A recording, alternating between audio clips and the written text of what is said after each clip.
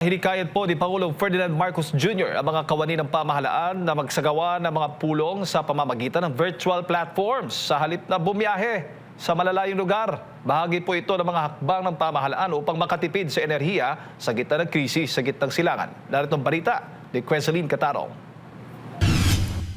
Nilagdaan ni Acting Executive Secretary Ralph Recto ang Memorandum Circular No. 114 nitong Marso 6 sa ilalim ng kapangyarihan ni Pangulong Ferdinand Marcos Jr. Alinsunod sa nasabing circular, inuutusan ang lahat ng ahensya ng gobyerno na mahigpit na ipatupad ang mga Energy Conservation Protocol.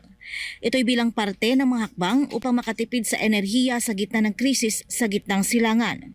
Hinikayat ni Pangulong Marcos ang mga kawani ng pamahalaan na magsagawa ng virtual meetings sa halip na bumiyahe sa malalayong lugar at limitahan ang opisyal na paglalakbay sa mga mahalagang gawain lamang. Kabilang dito ang lahat ng pulong, seminar at workshop ay dapat isagawa sa pamamagitan ng mga secure digital platforms, maliban na lamang kung legally required o mahalaga sa operasyon ang pisikal na presensya. Inaatasan din ang mga pinuno ng bawat tanggapan na tiyaking sapat ang kanilang digital infrastructure para suportahan ang pagbabagong ito.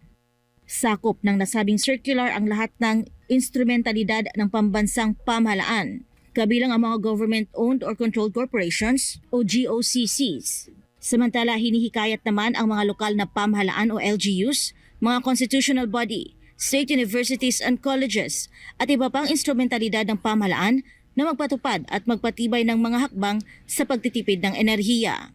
Para sa Diyos at sa Pilipinas kong mahal, ito si Queseline Catarong, SMNI News.